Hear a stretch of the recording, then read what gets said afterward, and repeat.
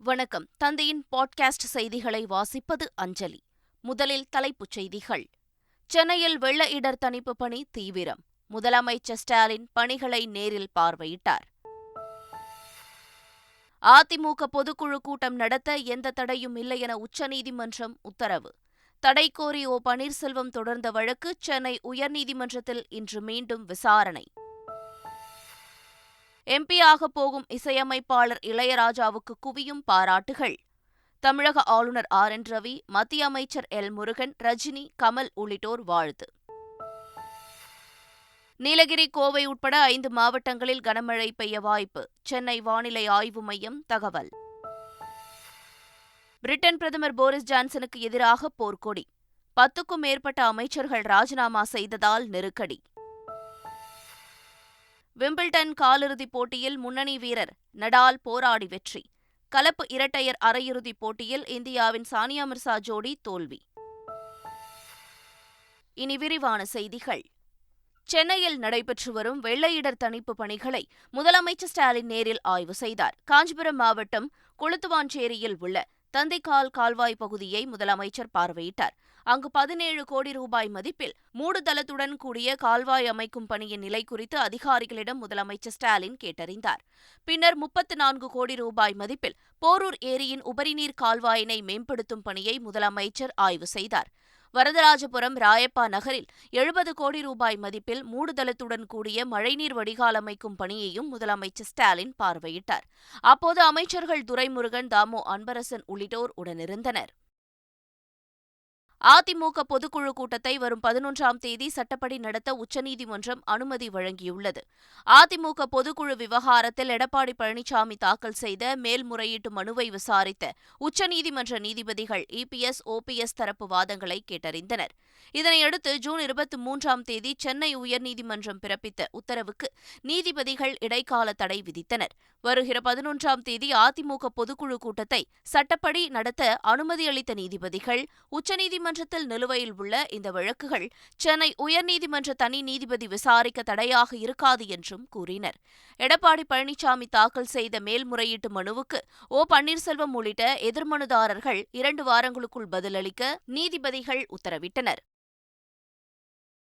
அதிமுக பொதுக்குழு கூட்டத்திற்கு தடை கோரி ஓ பன்னீர்செல்வம் தாக்கல் செய்த வழக்கின் விசாரணை சென்னை உயர்நீதிமன்றத்தில் இன்று மீண்டும் நடைபெறுகிறது. இந்த வழக்கு நேற்று விசாரணைக்கு வந்தபோது ஓ பன்னீர்செல்வம் தரப்பில் ஆஜரான மூத்த வழக்கறிஞர் குரு கிருஷ்ணகுமார் இந்த வழக்கை உயர்நீதிமன்றம் விசாரிக்கலாம் என உச்சநீதிமன்றம் விளக்கம் அளித்துள்ளதாக தெரிவித்தார். மனுவுக்கு பதிலளிக்க அவகாசம் வழங்க வேண்டுமென எடப்பாடி பழனிசாமி தரப்பில் கோரப்பட்டது.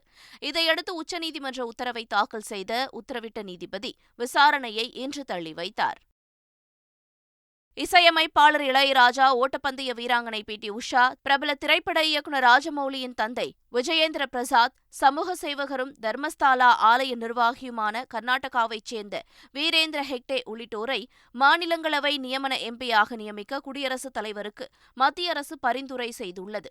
இதுகுறித்து தமது டுவிட்டர் பதிவில் வாழ்த்து தெரிவித்துள்ள பிரதமர் மோடி, படைப்பாற்றல் கொண்ட மேதையான இளையராஜா தலைமுறைகள் தாண்டியும் பலரையும் கட்டிப்போட்டிருப்பதாக புகழாரம் சூட்டியுள்ளார். இளையராஜாவுக்கு மத்திய இணையமைச்சர் முருகன், தமிழக ஆளுநர் RN ரவி, ரஜினிகாந்த், கமல்ஹாசன் உள்ளிட்ட திரையுலகினரும் பல்வேறு அரசியல் கட்சித் தலைவர்களும் வாழ்த்து தெரிவித்துள்ளனர். சென்னையில் நடைபெற்ற வாரியர் பட விழாவில் பேசிய இயக்குநர் பாரதி ராஜா, இளையராஜா தமிழகத்தின் மிகப்பெரிய சொத்து என்று புகழாரம் சூட்டினார். என் நண்பன் இளையராஜா, நான் அவனும் more than 50 years parallelly we travel. அவன் அரட்ரவுசர் போட்டிருக்கணும். அவருடைய வளர்ச்சி அன்பிலீவபிள். இன்னைக்கு சொல்லுவேன், நான் அவன் கூட தான் இருக்கேன். 5 வரையில் சரஸ்வதி இருக்கலாம், உடம்பு பூராமாடா சரஸ்வதி இருக்குன்னு. அவன் நம்ம தமிழ்நாட்டுக்கு கிடைச்ச மிகப்பெரிய சொத்து. அவன் பாராளுமன்றத்தில் தேர்ந்தெடுக்கப்பட்டு MP-யாக இருக்கலாம். வாழ்த்துக்கள். தமிழகத்தில் கடந்த ஜூன் மாதம் வரையில் சட்டப்பேரவையில் நிறைவேற்றப்பட்ட 21 மசோதாக்களில் 5க்கும் மேற்பட்ட மசோதாக்களுக்கு ஆளுநர் RN ரவி ஒப்புதல் அளித்துள்ளதாகவும் விரைவில் இதுகுறித்த அறிவிப்பு வெளியாகும் என்றும் தகவல் வெளியாகியுள்ளது. பல்கலைக்கழக வேந்தர் நியமன மசோதா, அடுக்குமாடி குடியிருப்பு உரிமை மசோதா உள்ளிட்ட சில மசோதாக்களுக்கு ஆளுநர் இன்னும் ஒப்புதல் வழங்கவில்லை என்றும் கூறப்படுகிறது. பொறியியல் படிப்புகளில் சேரும் மாணவர்கள் தேர்ந்தெடுக்கும் பாடப்பிரிவை விட தேர்ந்தெடுக்கும் கல்லூரியின் தரம் மிக முக்கியமானது என அண்ணா பல்கலைக்கழக துணைவேந்தர் வேல்ராஜ் வலியுறுத்தியுள்ளார். பொறியியல் படிப்புகளில் சேர்வதற்கான கலந்தாய்வு விரைவில் நடைபெறவுள்ள சூழலில் பொறியியல் படிப்புகள் குறித்து மாணவர்களுக்கு அறிவுரை வழங்கிய அவர், மாணவர்களின் திறன்களை வளர்ப்பதற்கு புரிந்துணர்வு ஒப்பந்தங்கள் போடப்பட்டுள்ளதாக தெரிவித்தார். இதனிடையே அடிப்படை வசதிகள், உரிய கட்டமைப்பு மற்றும் உரிய பேராசிரியர்கள் இல்லாத 225 பொறியியல் கல்லூரிகளுக்கு அண்ணா பல்கலைக்கழகம் நோட்டீஸ் அனுப்பியுள்ளதாக தகவல் வெளியாகியுள்ளது. நடிகர் விஜய் மக்கள் இயக்கத்தின் சார்பாக சென்னை பனையூரில் புதிய அலுவலக கட்டிடம் திறக்கப்பட்டது. அதனை விஜய் மக்கள் இயக்கத்தின் பொதுச் செயலாளர் புசி ஆனந்த் திறந்து வைத்தார். பின்னர் விஜய் மக்கள் இயக்க நிர்வாகிகளின் கூட்டம் நடைபெற்றது. அப்போது விஜய் ரசிகர்கள் மற்றும் பொதுமக்கள் ரத்த தானம் செய்வதற்கு ஏதுவாக தளபதி விஜய் குரு தியாகம் என்ற செயலி அறிமுகப்படுத்தப்பட்டது. விஜய் மக்கள் இயக்கத்தின் அதிகாரப்பூர்வ YouTube channel, Twitter, Instagram, Facebook பக்கங்களும் தொடங்கப்பட்டன. தூத்துக்குடி மாவட்டத்தில் நெய்தல் திருவிழா இன்று தொடங்குகிறது. அம்மாவட்டத்தில் முதன்முதலாக நடத்தப்படும் இந்த நெய்தல் திருவிழா இன்று தொடங்கி வரும் 10ஆம் தேதி வரை 4 நாட்கள் நடைபெறவுள்ளது. இதில் பல்வேறு பாரம்பரிய கலை நிகழ்ச்சிகளும் நடைபெறவுள்ளன. இதையொட்டி வரையப்பட்ட சுவரோவியங்களையும் கலை நிகழ்ச்சிகளையும் திமுக எம்பி கனிமொழி, அமைச்சர்கள் கீதா ஜீவன் உள்ளிட்டோர் நேரில் பார்வையிட்டனர். பின்னர் செய்தியாளர்களிடம் பேசிய எம்பி கனிமொழி, மண் சார்ந்த கலைகளுக்கு மக்கள் மத்தியில் நல்ல வரவேற்பு இருப்பதாக தெரிவித்தார். கோவை மாநகராட்சி பொறியாளர்களிடம் லஞ்ச ஒழிப்பு போலீசார் தீவிர விசாரணை மேற்கொண்டனர். நெடுஞ்சாலைத்துறைக்கு சொந்தமான ஆய்வு மாளிகையில் அதிகாரிகளிடம் விசாரணை மேற்கொள்ளப்பட்டது. கோவை மாநகராட்சி ஸ்மார்ட் சிட்டி திட்டம் மற்றும் மாநகராட்சி டெண்டர்களில் முறைகேடுகள் தொடர்பாக இந்த விசாரணை நடைபெற்றதாக கூறப்படுகிறது. மேலும் அங்கிருந்த ஸ்மார்ட் சிட்டி தொடர்பான கோப்புகளை லஞ்ச ஒழிப்புத்துறையினர் ஆய்வு செய்ததாகவும் தெரிகிறது. மாநகராட்சி டெண்டர்கள், ஒப்பந்த கோப்புகள் உள்ளிட்ட அனைத்தும் குறித்து மாநகராட்சி பொறியாளர்கள் லஞ்ச ஒழிப்புத்துறையினரிடம் விளக்கமளித்ததாக தகவல் வெளியாகியுள்ளது. மதுரை காமராஜர் பல்கலைக்கழக விடைத்தாள்கள் பழைய பேப்பர் கடையில் விற்பனை செய்யப்பட்ட விவகாரம் குறித்து விசாரணை குழு அறிக்கையை சமர்ப்பித்தது. அந்த பல்கலைக்கழகத்தில் தொலைதூர நிலை கல்வி பயிலும் மாணவர்களின் விடைத்தாள்கள் சில நாட்களுக்கு முன்பு பழைய இரும்பு கடையில் கண்டெடுக்கப்பட்டது. இதுகுறித்து விசாரணை நடத்திய 5 பேர் கொண்ட குழு துணைவேந்தரிடம் முதற்கட்ட அறிக்கையை சமர்ப்பித்துள்ளது. இனிவரும் காலங்களில் விடைத்தாள்களை பாதுகாப்பது குறித்து அறிக்கையில் வழிகாட்டுதல்கள் தரப்பட்டுள்ளதாக துணைவேந்தர் தெரிவித்தார். தமிழகத்தில் புதிதாக 2743 பேருக்கு கொரோனா பாதிப்பு கண்டறியப்பட்டுள்ளது. இதையடுத்து கொரோனா மொத்த பாதிப்பு எண்ணிக்கை 34,90,834 உயர்ந்துள்ளது. ஒரே நாளில் 1791 பேர் குணமடைந்துள்ளதாகவும் தற்போது 17,717 பேர் கொரோனாவுக்கு சிகிச்சை பெற்று வருவதாகவும் தெரிவிக்கப்பட்டுள்ளது. நீலகிரி மாவட்டம் ஊட்டியில் தொடர்ந்து மழை பெய்து வருகிறது. அவலாஞ்சி, நஞ்சநாடு என பல்வேறு இடங்களில் பெய்து வரும் மழையால் கேரட் உள்ளிட்ட மலை காய்கறிகள் அழுகும் நிலை ஏற்பட்டுள்ளது. இதனால் விவசாயிகள் கவலை அடைந்துள்ளனர். இதேபோல் குன்னூர் மற்றும் சுற்றுவட்டார பகுதிகளான அருவங்காடு, காட்டேரி, பர்லியார், வெலிங்டன் பகுதிகளில் தொடர்ந்து சாரல் மழை பெய்து வருகிறது. இதனால் பொதுமக்களின் இயல்பு வாழ்க்கை பாதிக்கப்பட்டுள்ளது. குன்னூர் சிம்ஸ் பூங்காவில் படகு சவாரி நிறுத்தப்பட்டதால் சுற்றுலா பயணிகள் ஏமாற்றம் அடைந்தனர். இதனிடையே நீலகிரி, கோவை உட்பட 5 மாவட்டங்களில் கனமழை பெய்யக்கூடும் என்று சென்னை வானிலை ஆய்வு மையம் தெரிவித்துள்ளது. கனமழை காரணமாக கோவை மாவட்டம் வால்பாறையில் உள்ள பள்ளிகளுக்கு இன்று விடுமுறை அளிக்கப்பட்டுள்ளது.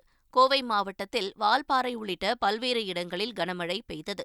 கோவை மாவட்டத்தில் மிக கனமழை பெய்யக்கூடும் என சென்னை வானிலை ஆய்வு மையம் எச்சரிக்கை விடுத்துள்ளது. இந்நிலையில் கனமழை காரணமாக வால்பாறையில் உள்ள பள்ளிகளுக்கு மட்டும் இன்று விடுமுறை விடப்படுவதாக மாவட்ட ஆட்சியர் அறிவித்துள்ளார். சிதம்பரம் நடராஜர் கோயிலில் ஆனி திருமஞ்சன தரிசன திருவிழா கோலாகலமாக நடைபெற்றது. இதையொட்டி கோயில் ஆயிரங்கால் மண்டபத்தில் சுவாமிக்கு சிறப்பு அபிஷேக ஆராதனைகள் நடைபெற்றன. இதையடுத்து நடராஜர் சிவகாம சுந்தரி நடனம் ஆடியபடி எழுந்தருளி ஆயிரங்கால் மண்டபத்திலிருந்து வெளியில் வந்து பக்தர்களுக்கு காட்சியளித்தனர். ஆனி திருமஞ்சன விழாவில் ஆயிரக்கணக்கான மக்கள் பங்கேற்று சாமி தரிசனம் செய்தனர். நாகை மாவட்டம் வேளாங்கண்ணி புனித மாதா கோயில் திருவிழா கொடியேற்றத்துடன் தொடங்கியது. இதற்காக மகாராஷ்டிராவின் வசாய் கிறிஸ்தவ மீனவர்களால் கொடி ஊர்வலமாக எடுத்து வரப்பட்டது. கொடியேற்ற விழாவில் ஏராளமான பக்தர்கள் கலந்து கொண்டனர். திருவிழாவின் முக்கிய நிகழ்வான தேர்பவனி வரும் 15ஆம் தேதி கோலாகலமாக நடைபெறவுள்ளது. குடியரசுத் தலைவர் தேர்தல் நேர்மையாகவும் நியாயமாகவும் நடைபெறுவதை உறுதி செய்ய வேண்டுமென தேர்தல் அதிகாரிகளுக்கு இந்திய தலைமை தேர்தல் ஆணையம் வலியுறுத்தியுள்ளது. ஜூலை மாதம் 18ஆம் தேதி குடியரசுத் தலைவர் தேர்தல் நடைபெறவுள்ளது. இதற்கான முன்னேற்பாடுகள் குறித்து தலைமை தேர்தல் ஆணையர் ராஜீவ்குமார், தேர்தல் ஆணையர் அனுப் சந்திர பாண்டே உள்ளிட்டோர் காணொலி மூலம் ஆலோசனை நடத்தினர். அப்போது உரையாற்றிய தலைமை தேர்தல் ஆணையர் ராஜீவ்குமார், குடியரசுத் தலைவர் தேர்தல் தொடர்பான அனைத்து சட்டப்பூர்வமான நடைமுறைகளையும் உச்சபட்சமாக கடைபிடிக்க வேண்டும் என்று வலியுறுத்தினார். தேசிய கல்விக் கொள்கையை அமல்படுத்துவது தொடர்பான அகில இந்திய கல்வி சங்கத்தை வாரணாசியில் பிரதமர் மோடி இன்று தொடங்கி வைக்க உள்ளார். தேசிய கல்விக் கொள்கையை நாடு முழுவதும் எவ்வாறு அமல்படுத்தலாம் என்பது குறித்து ஆலோசிக்க பல்கலைக்கழக மானியக் குழுவும் மத்திய கல்வி அமைச்சகமும் இணைந்து அகில இந்திய கல்வி சங்கம் என்ற பெயரில் 3 நாள் கருத்தரங்கை வாரணாசியில் ஏற்பாடு செய்துள்ளன. 300க்கும் மேற்பட்ட துணைவேந்தர்கள், பல்கலைக்கழக இயக்குநர்கள், தொழில்துறை பிரதிநிதிகள் பங்கேற்கும் இந்த கருத்தரங்கை பிரதமர் மோடி தொடங்கி வைக்க உள்ளார். இந்த கருத்தரங்கில் உத்தரப்பிரதேச முதல்வர் யோகி ஆதித்யநாத்தும் பங்கேற்க இருப்பது குறிப்பிடத்தக்கது. பஞ்சாப் முதலமைச்சர் பகவந்த் மான் இன்று எளிய முறையில் 2ஆம் திருமணம் செய்யவுள்ளார். அவர் தமது முதல் மனைவியை 6 ஆண்டுகளுக்கு முன்பு விவாகரத்து செய்த நிலையில் 2 குழந்தைகளும் அமெரிக்காவில் வசித்து வருகின்றனர். இந்நிலையில் பகவந்த் மான் மருத்துவரான குர்பிரீத் கவுர் என்பவரை சண்டிகரில் இன்று 2ஆம் திருமணம் செய்து கொள்கிறார். இதில் டெல்லி முதலமைச்சரும் ஆம் ஆத்மி கட்சியின் தேசிய ஒருங்கிணைப்பாளருமான அரவிந்த் கெஜ்ரிவால் கலந்து கொள்ளவுள்ளார். டிஎன்பிஎல் தொடரின் 12வது லீக் ஆட்டத்தில் சேப்பாக் சூப்பர் கில்லிஸ் அணி அபார வெற்றி பெற்றது. திண்டுக்கல் மாவட்டம் நத்தத்தில் நடைபெற்ற இப்போட்டியில் சேப்பாக் சூப்பர் கில்லிஸ் அணியும் ரூபி திருச்சி வாரியர்ஸ் அணியும் மோதின. முதலில் பேட் செய்த சேப்பாக் சூப்பர் கில்லிஸ் அணி நிர்ணயிக்கப்பட்ட 20 ஓவர்களில் 203 ரன்கள் எடுத்தது. அந்த அணி வீரர் ராதாகிருஷ்ணன் அதிகபட்சமாக 81 ரன்கள் குவித்தார். பின்னர் களமிறங்கிய ரூபி திருச்சி வாரியர்ஸ் அணி 20 ஓவர்களில் 6 விக்கெட் இழப்பிற்கு 159 ரன்கள் மட்டுமே எடுத்தது. இதன் மூலம் சேப்பாக் சூப்பர் கில்லிஸ் அணி 44 ரன்கள் வித்தியாசத்தில் அபார வெற்றி பெற்றது. விம்பிள்டன் தொடரின் காலிறுதிப் போட்டியில் முன்னணி வீரரான நடால் போராடி வென்று அரையிறுதிக்கு முன்னேறியுள்ளார். லண்டனில் நடைபெற்று வரும் விம்பிள்டன் டென்னிஸ் காலிறுதிப் போட்டியில் அமெரிக்காவின் இளம் வீரர் டெய்லர் பிரிட்ஸும் ஸ்பெயினைச் சேர்ந்த முன்னணி வீரர் நடாலும் மோதினர். இப்போட்டியில் முதல் சுற்றை 3-6 என்ற கணக்கில் டெய்லரும், 2வது செட்டை 7-5 என்ற கணக்கில் நடாலும் கைப்பற்றினர். 3வது செட்டை 3-6 என்ற கணக்கில் டெய்லரும், 4வது செட்டை 7-5 என்ற கணக்கில் நடாலும் கைப்பற்றினர். இதனால் ஆட்டத்தில் பரபரப்பு ஏற்பட்ட நிலையில் நடால் கடைசி அரையிறுதிப் போட்டிக்கு முன்னேறினார். பிரிட்டன் பிரதமர் போரிஸ் ஜான்சனுக்கு எதிர்ப்பு தெரிவித்து 10க்கும் மேற்பட்ட அந்நாட்டு அமைச்சர்கள் தங்களது பதவியை ராஜினாமா செய்துள்ளனர். பாலியல் குற்றச்சாட்டிற்கு உள்ளான எம்பி ஒருவரை போரிஸ் ஜான்சன் அரசாங்க பதவியில் நியமித்த விவகாரம் விஸ்வரூபம் எடுத்துள்ளது. இதனையடுத்து போரிஸ் ஜான்சன் பதவி விலக வேண்டும் என அந்நாட்டு அமைச்சர்களை போர்க்கொடி தூக்கியுள்ளனர். பிரிட்டனில் நிதியமைச்சர், சுகாதாரத்துறை அமைச்சர் என 10க்கும் மேற்பட்ட அமைச்சர்கள் மற்றும் துணை அமைச்சர்களும் பதவி விலகியுள்ளனர். இதேபோல் 10க்கும் மேற்பட்ட நாடாளுமன்ற தனிச் செயலாளர்களும் பதவி விலகியுள்ளதால் பிரிட்டன் பிரதமர் போரிஸ் ஜான்சனுக்கு கடும் நெருக்கடி ஏற்பட்டுள்ளது.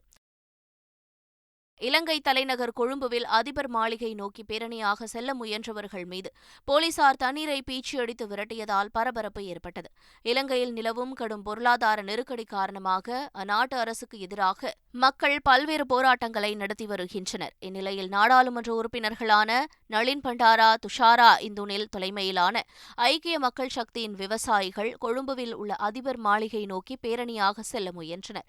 தடையை மீறி சென்றவர்கள் மீது போலீசார் தண்ணீரை பீச்சியடித்தும் கண்ணீர் புகை குண்டுகளை வீசியும் விரட்டியடித்தனர். இதனால் அப்பகுதியை போர்க்களம் போல காட்சியளித்தது. மீண்டும் தலைப்புச் செய்திகள். சென்னையில் வெள்ள இடர் தணிப்பு பணி தீவிரம். முதலமைச்சர் ஸ்டாலின் பணிகளை நேரில் பார்வையிட்டார். அதிமுக பொதுக்குழு கூட்டம் நடத்த எந்த தடையும் இல்லை என உச்சநீதிமன்றம் உத்தரவு. தடை கோரி ஓ. பன்னீர்செல்வம் தொடர்ந்த வழக்கு சென்னை உயர்நீதிமன்றத்தில் இன்று மீண்டும் விசாரணை. எம்பியாக போகும் இசையமைப்பாளர் இளையராஜாவுக்கு குவியும் பாராட்டுகள். தமிழக ஆளுநர் ஆர்.என். ரவி, மத்திய அமைச்சர் எல். முருகன், ரஜினி, கமல் உள்ளிட்டோர் வாழ்த்து. நீலகிரி, கோவை உட்பட 5 மாவட்டங்களில் கனமழை பெய்ய வாய்ப்பு. சென்னை வானிலை ஆய்வு மையம் தகவல். பிரிட்டன் பிரதமர் போரிஸ் ஜான்சனுக்கு எதிராக போர்க்கொடி. 10க்கும் மேற்பட்ட அமைச்சர்கள் ராஜினாமா செய்ததால் நெருக்கடி. விம்பிள்டன் காலிறுதிப் போட்டியில் முன்னணி வீரர் நடால் போராடி வெற்றி. கலப்பு இரட்டையர் அரையிறுதிப் போட்டியில் இந்தியாவின் சானியா மிர்சா ஜோடி தோல்வி. இத்துடன் செய்திகள் நிறைவடைந்தன.